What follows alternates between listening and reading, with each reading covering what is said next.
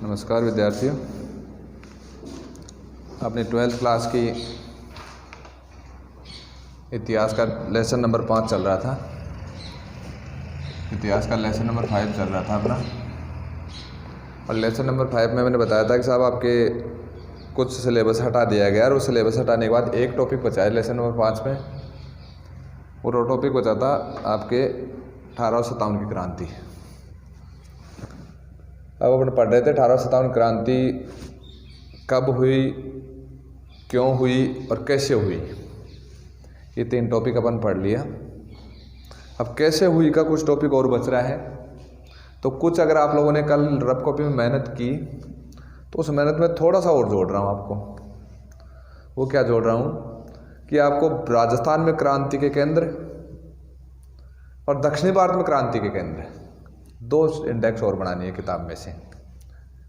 राजस्थान में क्रांति के केंद्र, और राजस्थान में ज़्यादा शॉर्ट है, यहाँ पर ज़्यादा नहीं है। राजस्थान में क्रांति का केंद्र अगर डेट दी हो तो ठीक है, नहीं तो राजस्थान में क्रांति का केंद्र और क्रांतिकारी वहाँ से, जैसे आउवा में हुआ, नशीराबाद में हुआ, है ना, जो भी क्षेत्र हैं, टोंक में हुआ, जहाँ जहाँ भी क्रांतियाँ हुई उन क्रांतियों के केंद्र और क्रांति का नेतृत्व करता 2 ही चीज़ें मेन। और दक्षिणी भारत में आपको जगह का नाम और वहाँ पर क्रांति का नेतृत्व किसने किया, मेन चीज़ें। ये इंडेक्स आप बनाओगे जिससे क्या आपके समझ में आ जाएगा। और उसमें कोई दिक्कत हो तो फिर आप क्या है ऑनलाइन क्वेश्चन डाल सकते हो कि साहब वहाँ पर हमें दोबारा समझा देंगे, ठीक है ना। तो इस प्रकार से आप लोग वो टॉपिक जो अपना रह गया उसको क्लियर करोगे। तो जिसमें 2 टॉपिक हैं यहाँ पर 1857 का संग्राम और राजस्थान, और 1857 का संग्राम और दक्षिणी भारत, 2 टॉपिक है वहाँ पर। अब यहाँ पर अगला जो टॉपिक है, और आपके पेज नंबर 101 पर विद्रोह के प्रमुख पॉइंट भी दे रखे हैं कि साहब सन वाइज दे रखा है, इंडेक्स बना भी रखी है यहाँ पर कि साहब क्रांति जो स्टार्ट हुई 10 मई 1857 को, होनी थी कब 31 मई 1857 को, है ना। अब कहाँ मई में कहाँ पर स्टार्ट हुई, जून में कहाँ पर स्टार्ट हुई, जुलाई में कहाँ पर स्टार्ट हुई, अगस्त में कहाँ पर स्टार्ट हुई, सारे इंडेक्स यहाँ पर दे रखी है। यानी सैनिक और असैनिक विद्रोह जो हुए उनकी डेट वाइज इंडेक्स बना रखी है। तो उसका एक बार आज रिवाइज करोगे। अब यहाँ पर जो अगला टॉपिक जो समझाने का मैं आपको बता दूं वो आ रहा है, ये तो पढ़ने का आपको और याद करने का है। उसमें कोई समस्या है तो मेरे को बोलना। अब यहाँ पर अपन पढ़ रहे हैं साहब, जैसे आप लोगों ने क्रांति क्यों हुई पढ़ा, कैसे हुई पढ़ा, कैसे हुई पढ़ा, उसमें देखा कि शुरू में जहाँ जहाँ भी क्रांति हुई अंग्रेजों को उखाड़ फेंका, लेकिन कुछ समय बाद अंग्रेज वापस क्या है उस क्षेत्र को वापस कब्जा कर लिया, अधीन कर लिया। यानी 1857 के लास्ट में जाकर ये क्रांति समाप्त हो गई। यानी एक तरह से कहेंगे क्रांति असफल रही। अगर क्रांति सफल होती ना तो फिर आप नया इतिहास पढ़ते भारत का। क्रांति सफल होती तो अलग इतिहास होता कि उसके बाद कहाँ पर किसका शासन रहा, कौन सा शासन रहा, वो इतिहास पढ़ते। जबकि आगे इतिहास अपन अंग्रेजों का इतिहास ही पढ़ेंगे, अंग्रेजों के खिलाफ लड़ाइयाँ पढ़ेंगे अपन भारत की। तो यहाँ पर देखो ये क्रांति साहब असफल रही। अब क्रांति असफल रही और 1857 के लास्ट में जाकर लगभग सभी जगह को वापस अधीन कर लिया अंग्रेजों ने। कुछ क्षेत्र रहे जो 1858 में अपने अधीन कर लिए, और फिर 1858 में ब्रिटिश संसद द्वारा कानून पारित करके ईस्ट इंडिया कंपनी को समाप्त कर दिया और सीधा ब्रिटिश शासन स्थापित हो गया भारत पर। यानी इससे परिवर्तन यह हुआ कि पहले ईस्ट इंडिया कंपनी का शासन था भारत में। अब 1858 में नया कानून पारित किया गया। नए कानून के तहत क्या है, ईस्ट इंडिया कंपनी को ही समाप्त कर दिया, कंपनी के शासन को समाप्त कर दिया और सीधा ब्रिटिश शासन स्थापित हो गया। और जो गवर्नर जनरल कहा जाता था उसको अब वायसराय कहा जाने लग गया। वायसराय नाम पड़ गया और भारत का प्रथम वायसराय लॉर्ड कैनिंग बना। अंतिम गवर्नर जनरल बना लॉर्ड डलहौजी, है ना। तो इस प्रकार देखो यहाँ पर, अब यहाँ पर अपन पढ़ेंगे कि साहब क्रांति असफल हुई। तो अगर माइंड में आता है कि साहब इतने बड़े पैमाने पर विद्रोह हुआ, हजारों किलोमीटर दूर अंग्रेज थे, फिर भी उन्होंने क्या है, उनका शासन हजारों किलोमीटर दूर था, उनके देश हजारों किलोमीटर दूर था, फिर भी वो विजय हो गए यहाँ पर भारत में, और क्रांतिकारी सफल नहीं हुए। तो इसके पीछे कारण क्या रहा, तो वो कारण पढ़ेंगे अपन कि असफलता एक कारण, क्रांति का असफलता एक कारण। तो असफलता के कारण में सबसे पहला कारण पढ़ेंगे अपन कुशल और योग्य नेतृत्व का अभाव।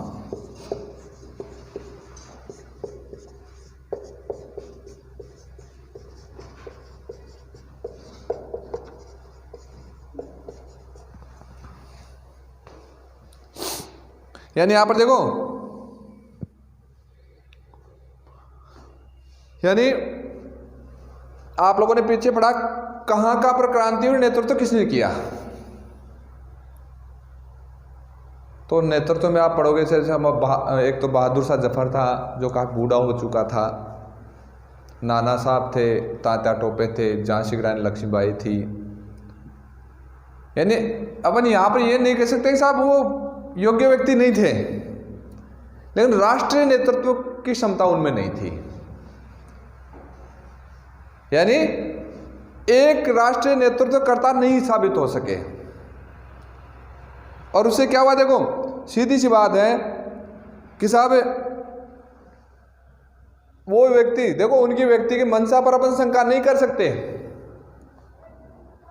यानी योग्य थे, लड़ाई लड़ी उन्होंने अपने हक के लिए, स्वतंत्रता के लिए युद्ध किया, लेकिन जिनका नाम अपन पढ़ेंगे जैसे मान लो नाना साहब है, तात्या टोपे है, बहादुर शाह जफर है, कुंवर सिंह है, जगदीशपुर बिहार में आपने पढ़ा होगा, जो लगभग 80 साल की उम्र में युद्ध किया वहाँ पर उसने अंग्रेजों से।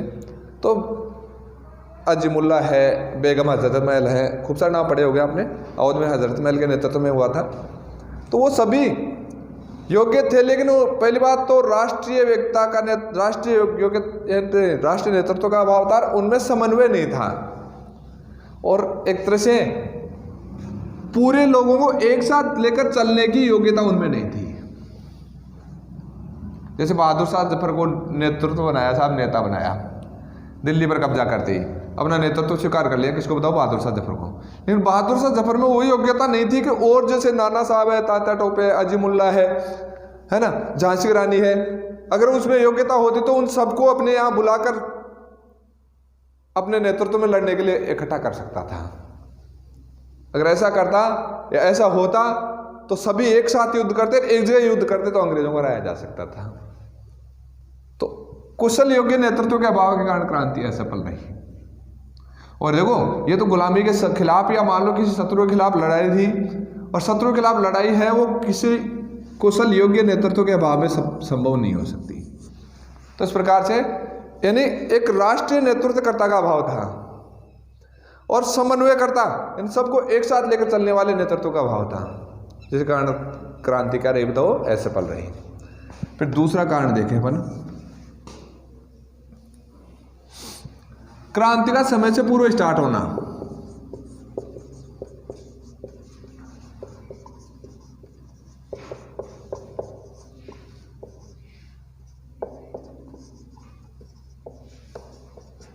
यानी देखो जैसे आप लोग गहराई से इतिहास पढ़ोगे तो पाओगे कि साहब इस क्रांति में योजना बनाई गई थी, और योजना के लिए प्रतीक चिन्ह मैंने चपाती और लाल कमल बताया था मैंने आपको, और योजना की डेट रखी गई थी 31/5।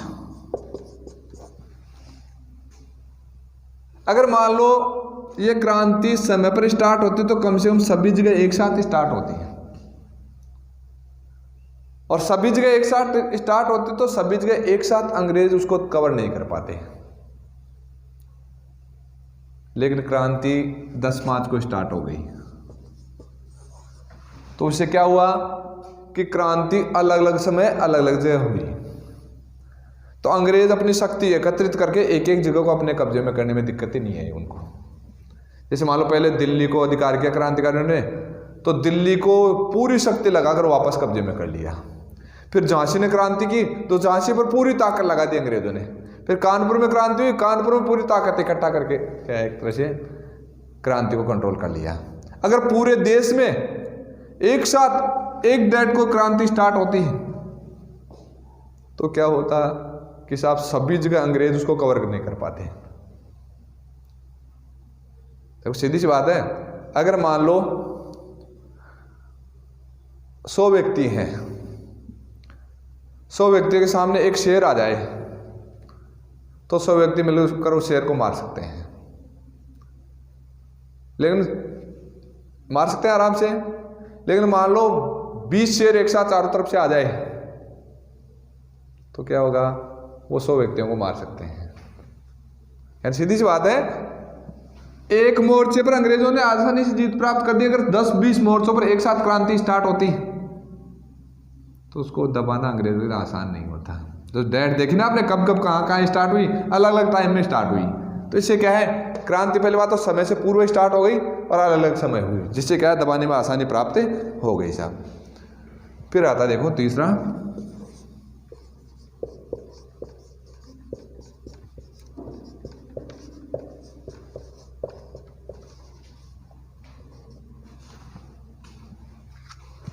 देखो यहां पर क्या है,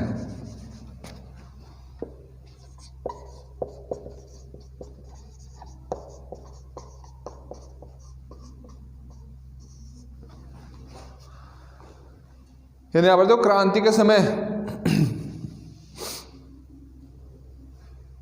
डलहौजी को वापस भेजकर कैनिंग को बुला लिया गया था। तो कैनिंग ने एक बात कही थी, उस बात को ध्यान से सुनना। लॉर्ड कैनिंग ने एक बात कही थी कि अगर होलकर और राजस्थान के राजपूत राजा, होलकर और राजस्थान के राजपूत राजा क्रांतिकारियों के साथ हो जाते तो हमें कल ही बोरिया बिस्तर समेटकर ब्रिटेन जाना पड़ता। इस वाक्य को आप अर्थ समझना। अब उसने कुछ के लिए कहा है, अगर पूरे राजा सहयोग करते तो अंग्रेजों का क्या हाल होता।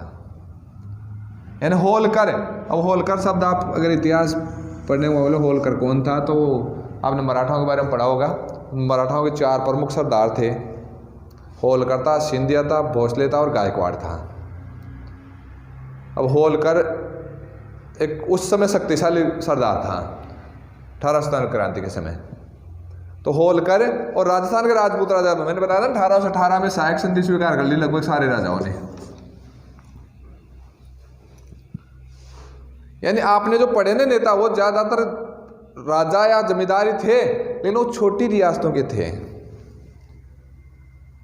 बड़े राजा और नरेश थे, उन्होंने सहयोग प्रदान नहीं किया। अगर वो सहयोग प्रदान करते तो क्या है, अंग्रेजों को आसानी से पराजित किया जा सकता था। तो इस प्रकार से नरेशों का अभाव एक तरह से, यानी यहां पर देखो, यानी जो जो बड़े राजा थे, बड़े राज्य थे, वो क्रांति के प्रति तटस्थ रहे, शांत रहे। उससे क्या रहा कि अंग्रेजों को ज्यादा दिक्कत नहीं आई। किसको दमन करने में, तो क्रांति को दमन करने में। तो इस प्रकार से एक कारण है। फिर आता है चौथा, जमींदार, व्यापारी और शिक्षित वर्ग।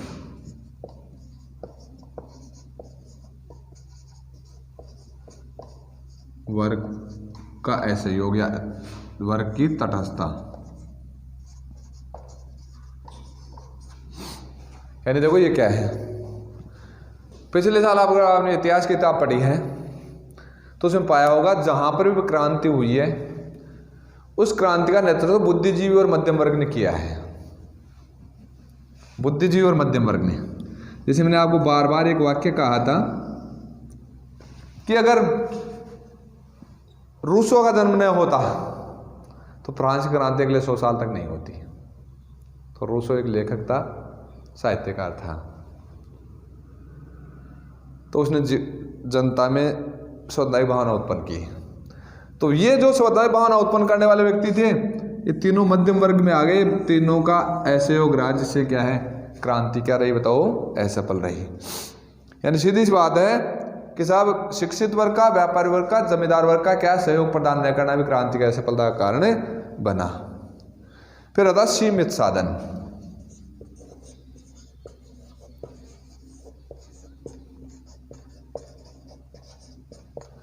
सीमित साधन, तो देखो सीमित साधन का मतलब क्या है, यानी अंग्रेज थे, अंग्रेजों के पास अत्याधुनिक हथियार थे, गोला बारूद वाले हथियार थे, जबकि भारतीय जो स्वतंत्रता सेनानी थे उनके पास अत्याधुनिक हथियारों का अभाव था। पहली बात तो रसद सामग्री का अभाव पड़ गया धीरे धीरे, इसके अलावा हथियार भी क्या है मॉडर्न नहीं थे, अत्याधुनिक नहीं थे। तो हथियार किसके पास बताओ, अंग्रेजों के पास प्रचुर मात्रा में थे, कोई कमी नहीं थी। यहाँ पर हथियार कम भी थे और ओल्ड मॉडल या मान लो पुराने थे, अत्याधुनिक हथियारों का अभाव था। किसके पास बताओ, क्रांतिकारियों के पास। यानी यहाँ पर देखो धन की कमी, रसद सामग्री की कमी और हथियारों की कमी इस साधनों में आ जाते हैं, साधनों में आ जाते हैं। क्योंकि जैसे मैंने कहा बड़े राजा तो शामिल ही नहीं हुए, तो धन कहाँ से आता। रसद सामग्री का मतलब होता है एक तरह से खाने पीने की सामग्री, युद्ध के समय जिसमें खाने पीने और कौन सामग्री आती है वो भी कम थी उनके पास, और हथियार भी क्या अत्याधुनिक नहीं थे साहब, जिससे भी क्या क्रांति क्या रही बताओ असफल रही। फिर छठा कारण पढ़ते हैं अपन,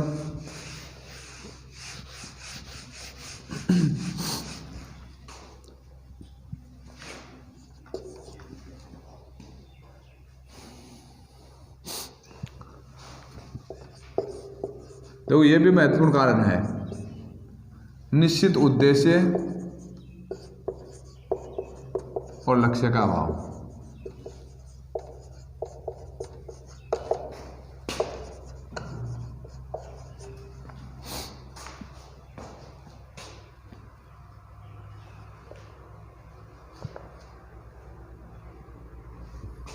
यानी देखो यहां पर है, अगर आपके पास निश्चित उद्देश्य और लक्ष्य नहीं है तो आप क्या है मंजिल पर नहीं पहुंच सकते। मंजिल पर पहुंचने के लिए आपको फिक्स आपका उद्देश्य बनाना होगा, लक्ष्य निर्धारित करना होगा, है ना। यानी यहां पर देखो क्या है सिस्टम, जैसे आप 12th क्लास के स्टूडेंट हो, फिलहाल सोचना 12th क्लास के स्टूडेंट हो, तो 12th क्लास स्टूडेंट होने के नाते अगर आपने टारगेट नहीं बनाया फिक्स कि साहब मुझे इतनी परसेंटेज बनानी है और मुझे पढ़ लिख कर ये बनना है, उद्देश्य मतलब पढ़ाई में भी अगर आपने उद्देश्य और लक्ष्य नहीं बनाया ना फिक्स, तो क्या होगा कि साहब आप मंजिल प्राप्त नहीं कर सकते। तो क्रांतिकारी वास्तव में उनका युद्ध स्टार्ट होने के बाद या क्रांति स्टार्ट होने के बाद तो उन्होंने कईयों ने मानस बना लिया कि अंग्रेजों को बाहर से बाहर ही निकालना है,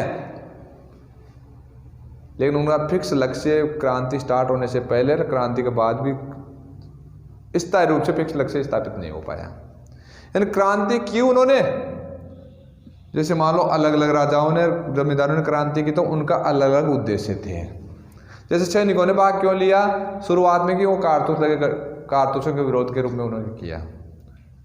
कुछ राजाओं ने जमींदारों ने क्यों किया, वो हड़प नीति के खिलाफ किया था। उनका मकसद मेन मकसद अंग्रेजों को बाहर निकालने का कभी नहीं रहा। बाद में युद्ध में फंसने के बाद जरूर उन्होंने लक्ष्य बनाया कि साहब हम युद्ध अंग्रेजों को बाहर निकालेंगे, लेकिन फिक्स लक्ष्य और सिद्धांत का अभाव था क्रांति में, जिससे क्रांति सफल नहीं हो पाई साहब। अरे थोड़ी देर में मैंने बार बार आपको उदाहरण बताया, आप पैदल चलना स्टार्ट हो जाओ और आपको फिक्स कोई मंजिल है तो आप पैदल पहुंच भी जाओगे और आपको थकान भी नहीं आएगी। और पैदल चलना स्टार्ट हो तो पहुंचना कहाँ है पता नहीं, तो आप 1 किलोमीटर से ज़्यादा नहीं चल पाओगे और थकान पूरी आ जाएगी, सही ना। तो लक्ष्य और उद्देश्य के अभाव में क्रांति असफल रही। फिर 7वां कारण देखें, अंग्रेजों के लिए अनुकूल परिस्थितियां।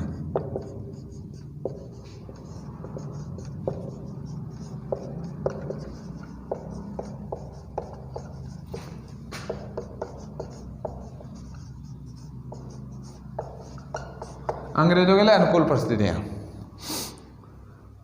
देखो यहां पर अनुकूल परिस्थितियां कैसे, यानी यहां पर देखो उस समय अंग्रेजों का विश्व में कहीं भी और जगह युद्ध नहीं चल रहा था। पहले चीन और क्रीमिया से युद्ध चल रहा था, लेकिन वो 1857 क्रांति से पहले उसको विजय प्राप्त करके उस तरफ से माइंड डाइवर्ट नहीं था, या मान लो अंग्रेजों का ध्यान भंग नहीं था। यानी ये क्रांति थी, उस क्रांति के समय अंग्रेजों का अगर दूसरे देशों में भी इसी प्रकार का अगर विद्रोह होता, इसी प्रकार के युद्ध में वो लगे रहते, तो उस क्रांति को दबाना उनके लिए मुश्किल हो जाता।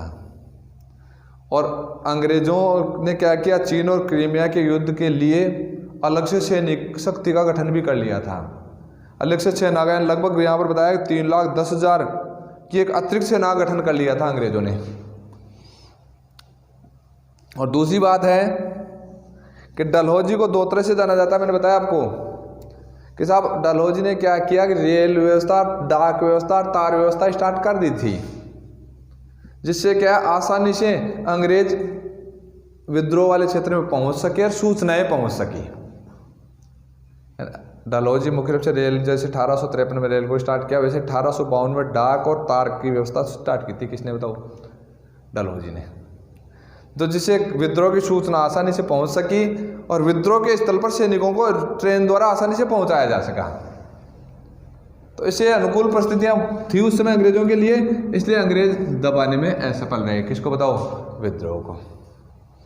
फिर था कैनिंग और अंग्रेजों की कूटनीति। अगला टॉपिक आता है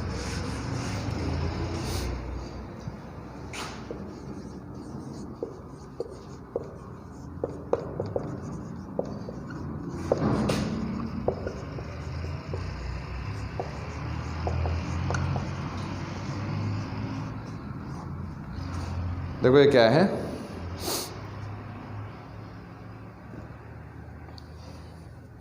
यानी यहां पर देखो क्रांति के समय गवर्नर बनकर आ चुका था कैनिंग, और कैनिंग और अंग्रेजों की कूटनीति। कूटनीति का मतलब क्या होता है?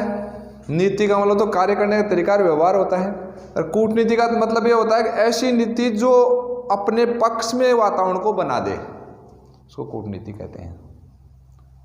तो कैनिंग ने क्या किया कि सीमांत प्रदेश थे, जैसे पंजाब है, पश्चिमोत्तर प्रदेश है, कुछ क्षेत्र हैं, सिंध है, सिक्किम है, इन राज्यों के प्रति उसने उदार नीति अपनाई।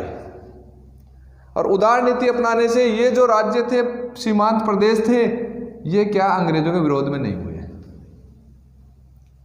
क्रांति का साथ नहीं दिया। क्रांतिकारियों क्या नहीं दिया बताओ? साथ। जैसे मान लो आपके पंजाब है, पश्चिमोत्तर में पठान है, अफगान है, और आपके सिंध है, सिंधिया है, निजाम है, जो जो बड़े बड़े राजा या क्षेत्र थे या जनता थी, उनको कैनिंग ने क्या है, एक तरह से उदार नीति अपनाकर अपने पक्ष में कर लिया। कूटनीति का मतलब देखो, युद्ध एक सेना के या मान लो युद्ध स्थल पर नहीं जीता जाता है। राजनीति में युद्ध क्या है? युद्ध स्थल के अलावा अन्य मोर्चों पर भी लड़ा जाता है, और वो अन्य मोर्चे होते हैं कूटनीतिक मोर्चे। और कूटनीतिक मोर्चों में क्या होता है कि साहब अगर मान लो शत्रु को हराना है, तो शत्रु को चारों तरफ से क्या अकेला कर दो। तो क्रांति अगर वो अकेला कर दिया, कैसे कि बड़े बड़े जो सामाजिक समुदाय थे, बड़े बड़े निजाम, एक बड़ा राजा था उस समय, सिंधिया बड़ा शासक था उस समय, पंजाब के साथ एक तरह से जनता थी या शासक थे, उनको अपनी उदार नीति ने अपने पक्ष में कर लिया। और उसके कारण क्या है, वो सब लोग किसका साथ नहीं दे पाए बताओ? क्रांतिकारों का साथ नहीं दे पाए, जिससे क्रांति क्या रही बताओ? असफल रही। तो इस प्रकार से अपन ने ये क्रांति के परिणाम क्या पराजय के कारण देखे हैं कि साहब क्रांति असफल क्यों रही, 1857 में क्रांति रही वो असफल क्यों रही, इसके कारण अपन ने पढ़े यहाँ पर, जो आपके समझ में आए होंगे। अब यहाँ पर देखो 1857 क्रांति है, उसके अपन परिणाम देखेंगे।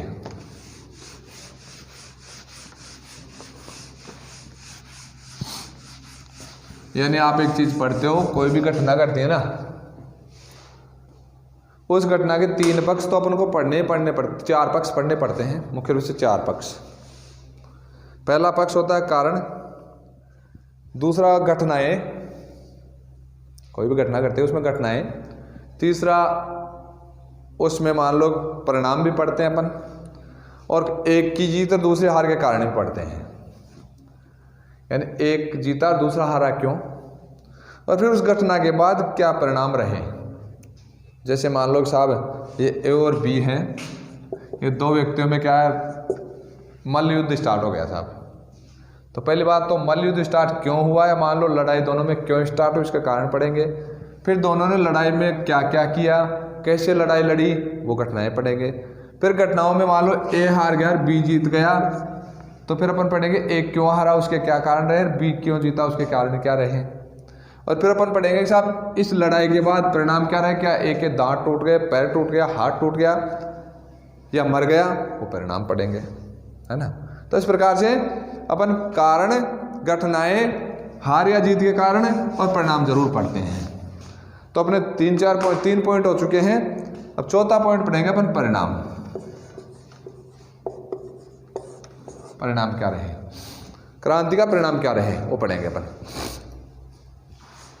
तो देखो यहाँ पर सबसे पहला परिणाम जो मैं आपको बार बार बता चुका हूं, यह आ चुका है, लेकिन यहाँ पर लिखकर बता देते पॉइंट में। पहला परिणाम रहा कंपनी शासन का अंत।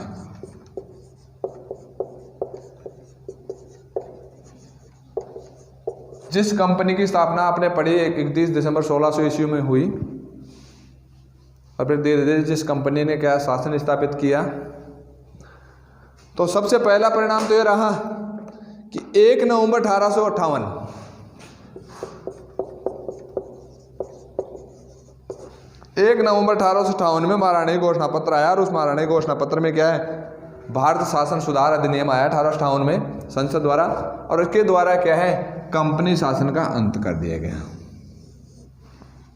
किसका अंत कर दिया गया, तो कंपनी शासन का अंत कर दिया गया। और एक 15 सदस्यीय काउंसिल गठित कर दी गई, कहाँ पर बताओ, ब्रिटेन में। किसके लिए बताओ, शासन संचालन के लिए। एक परिषद या काउंसिल गठित की गई, कितनी बताओ, 15 सदस्य। 15 सदस्य काउंसिल या परिषद गठित कर गई, और काउंसिल या परिषद को क्या है, एक तरह से कार्यभार सौंप दिया गया। किसका बताओ, भारत के शासन का। उसका एक सभापति होता था और एक सचिव होता था, सचिव को भारत सचिव कहा गया। और गवर्नर का नाम क्या बन गया बताओ, वाइसराय। गवर्नर था, उसको क्या कहा जाने लगा बताओ, वाइसराय। पहले गवर्नर जनरल था, पहले गवर्नर बना था, फिर गवर्नर से गवर्नर जनरल बना, अब गवर्नर जनरल से क्या बताओ, वाइसराय कहा जाने लग गया। तो भारत में सबसे बड़ा प्रशासनिक अधिकारी क्या बन गया बताओ, वाइसराय। और ब्रिटेन में जो काउंसिल थे, काउंसिल का अध्यक्ष क्या कहलाया बताओ, सभापति। और उसका सचिव क्या कहा है बताओ, भारत सचिव। इस प्रकार से परिवर्तन हुआ। पहला परिवर्तन तो सीधा सीधा है, कंपनी शासन का अंत हो गया। यानी 1858 में ब्रिटेन की संसद में भारत शासन अधिनियम पारित किया गया, और भारत शासन अधिनियम ने पर महारानी ने एक साइन किए, और 1 नवंबर 1858 में उस साइन होते हुए अधिनियम पारित हो गया और कंपनी शासन का अंत हो गया। 15 सदस्यीय काउंसिल गठित कर दी गई शासन संचालन के लिए, और गवर्नर का नाम क्या पड़ गया बताओ, वाइसराय पड़ गया। तो पहला परिणाम तो ये रहा। दूसरा परिणाम देखो,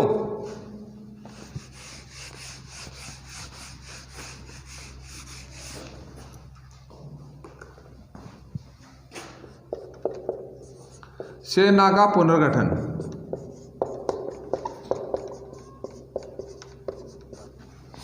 सेना का क्या क्या है बताओ, पुनर्गठन।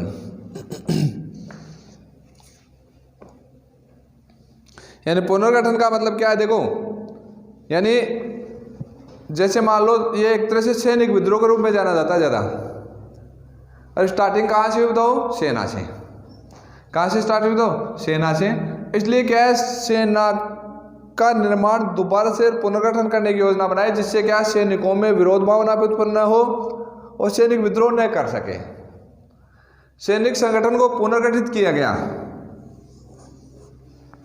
और पुनर्गठित करने के लिए 1861 में एक योजना बनाई, सहमिश्रण योजना।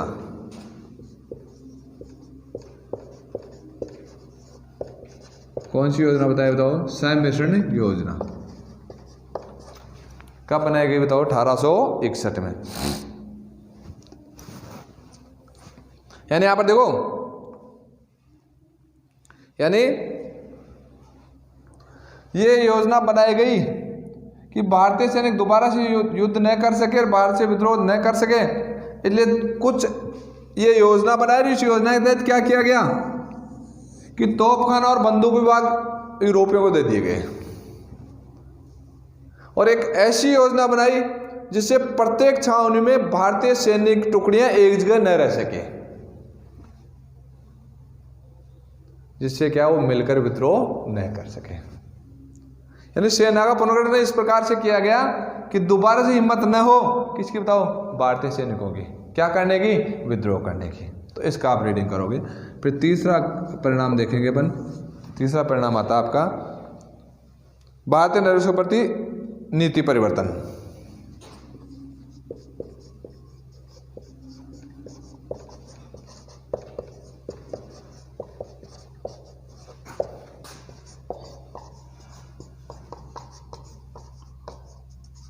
यानी क्रांति में आपने पढ़ा दो ही वर्ग ज्यादा थे, एक तो सैनिक और एक शासक, है ना। तो देखो आपने क्या परिवर्तन किया। यानी देखो यहाँ पर क्रांति का मुख्य कारण मैंने आपको एक हड़प नीति बताया था। यानी 1857 तक लगातार अंग्रेजों का नीति रही भारतीय राज्यों को हड़पने की या मान लो हस्तगत करने की। तो उसके बाद 1858 के बाद आप इतिहास उठाकर देखना, कहीं भी नहीं पढ़ोगे कि साहब इस राज्य को अधीन किया अंग्रेजों ने।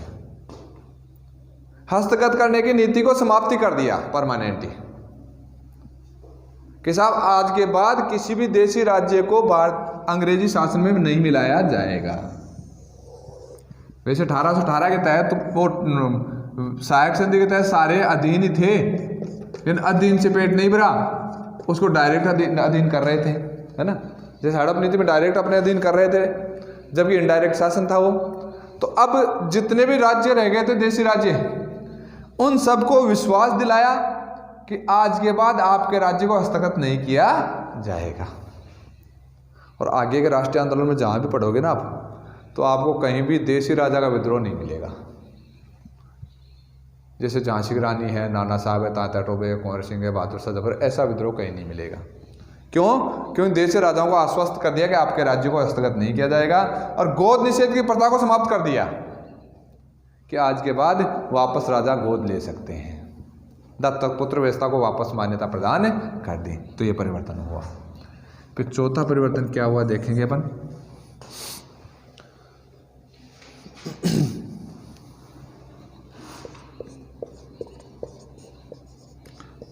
फूट डालो और राज करो।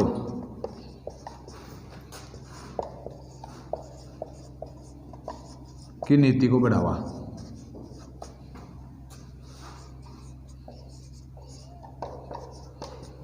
यानी अंग्रेजों ने योजना को अब विस्तृत रूप से लागू करने की योजना बनाई कि साहब अब भारत में शासन करना है तो भारतीयों को एक होने नहीं देना है।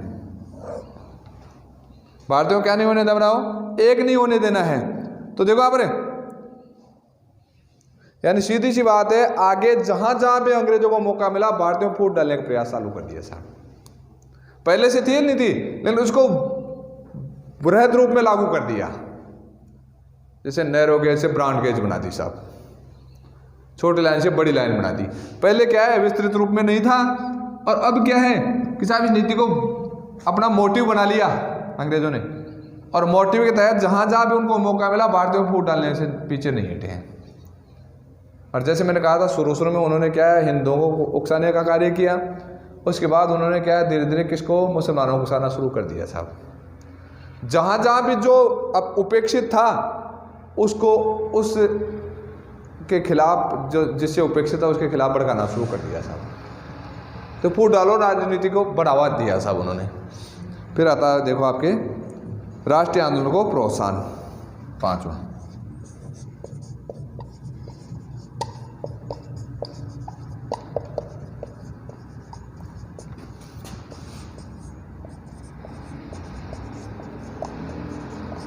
देखो ये क्या है, यानी क्रांति समाप्त हो गई। तो क्रांति समाप्त होने के बाद भारत में अंग्रेजों के खिलाफ आवाज उठना बंद नहीं हुई, समय समय पर आवाज उठती गई, लेकिन भारतीयों ने भी सोच लिया, जिस प्रकार अंग्रेजों ने सोचा कि अब कुछ परिवर्तन करने होंगे जिससे भारत में दोबारा से विद्रोह न हो, तो भारतीयों ने मानस बना लिया कि जो कमियां रह गई उन कमियों का अध्ययन किया और उसके बाद ये सोचा कि अब क्या है, क्षेत्रीय मांग की बजाय पूरे देश की आज़ादी और राष्ट्रीय आंदोलन का मार्ग प्रशस्त करना होगा, तभी देश को अंग्रेजों से मुक्त कराया जा सकता है। जो प्रबुद्ध जन थे, पढ़े लिखे लोग थे, शिक्षित वर्ग थे, उन्होंने धीरे धीरे अपने संगठन बनाना शुरू किया और उन संगठनों के माध्यम से एक क्षेत्रीय आंदोलन की जगह राष्ट्रीय आंदोलन का रूप धीरे धीरे ले लिया। और जैसे आप इंडियन एसोसिएशन स्थापित हुई 1876 में, 1885 में इंडियन कांग्रेस की स्थापना हुई और आगे चलकर आगे का जो समय है वो राष्ट्रीय आंदोलन का समय आता है। और इस क्रांति की असफलता ने फिर भारतीयों को राष्ट्रीय आंदोलन के लिए प्रेरित किया। तो इस प्रकार से परिणाम आते हैं। अब आगे है, इसका एक टॉपिक और रह गया इस पॉइंट का, जो आपको अगली क्लास में बताएंगे, थोड़ी बड़ी हो जाएगी, वो बताएंगे आपका स्वरूप कि साहब इसका स्वरूप का मतलब क्रांति क्या थी, क्रांति क्या थी वो अगले टॉपिक में पढ़ाएंगे। अगले टॉपिक में उसके साथ और टॉपिक जोड़ देंगे अगर छोटा रहेगा तो, ठीक है ना। क्रांति क्या रही वो अगली क्लास में देखेंगे, ठीक है ना। तो आज क्लास में अपन ने देखा है साहब क्रांति के असफलता के कारण क्या रहे और क्रांति का परिणाम क्या रहा, ठीक है ना। धन्यवाद।